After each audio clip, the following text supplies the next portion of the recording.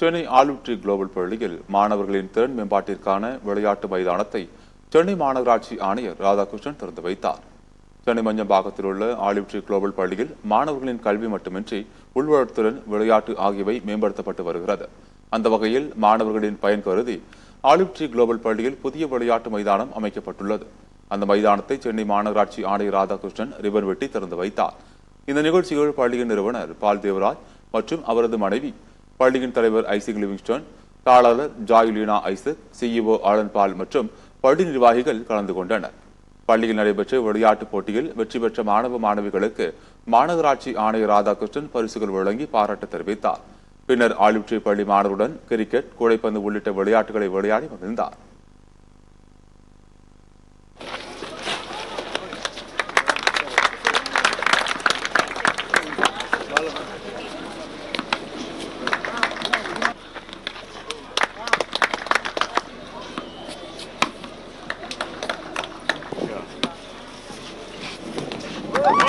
Fantastic.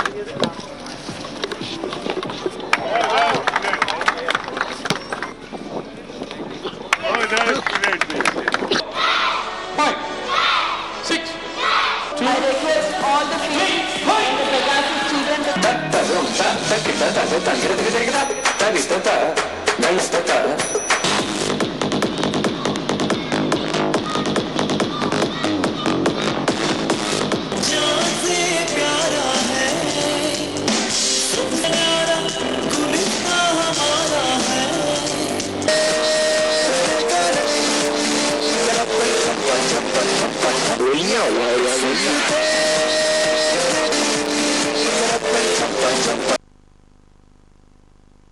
பின்னர் மாணவர்கள் மத்தியில் பேசிய ராதாகிருஷ்ணன், பள்ளியில் வழங்கப்படும் இதுபோன்ற வசதிகளை பயன்படுத்தி மாணவர்கள் சிறந்து விளங்க வேண்டும் என்று அறிவுரை கூறினார். Olive tree global school particularly இந்த மஞ்சம்பாக்கத்தில், அதுவும் மணலி பகுதியில் ஜோன் 2 இதில் எனக்கு ஒரு வாய்ப்பு கொடுத்தது நிஜமாகவே ஒரு இன்ப அதிர்ச்சியாக ஏற்படுத்தியது. ஏனென்றால் நான் எந்த பள்ளிக்கு வேணாலும் நான் லெவல் பார்க்காம இந்த மாதிரி மக்களை ஊக்குவிக்கிறதுக்காக நான் போயிட்டுருப்பேன். இங்கே வரும்போது என்னோட எதிர்பார்ப்பு இதில் நிறைய பிரச்சனைகள் இருக்கக்கூடிய, சவால்கள் இருக்கக்கூடிய இடங்கள், இண்டஸ்ட்ரியல் ஏரியா அப்படிங்கிற போது பார்க்கும்போது ஒரு இன்ப அதிர்ச்சி. ஒரு கம்ப்ளீட்டாக ஒரு இங்கிலாண்டில் இருக்கக்கூடிய பள்ளி அளவிற்கு அவங்களோட இன்ஃப்ராஸ்ட்ரக்சர், அதே மாதிரி இன்றைய தினம் கார்னிவல், அது மட்டும் இல்லாமல் மல்டி டிசிப்ளினரி ஸ்போர்ட்ஸ் ஃபெசிலிட்டி, அதுவும் பார்த்தா ஏனோ தானோ என்ற ஒரு வளர்ச்சி பணியை மேற்கொள்வது ஒன்று. ஆனால் ஒவ்வொரு இடத்துலையும் அவங்களோட நுணுக்கமான அந்த நிறுவனர்கள், ஃபவுண்டர் இருக்கார், அதே மாதிரி அவங்களோட இன்வால்மெண்ட் தெரியுது. இங்கே 2000க்கும் மேற்பட்ட மாணவர்கள் படிக்கக்கூடிய இதுவும் தெரிஞ்சது.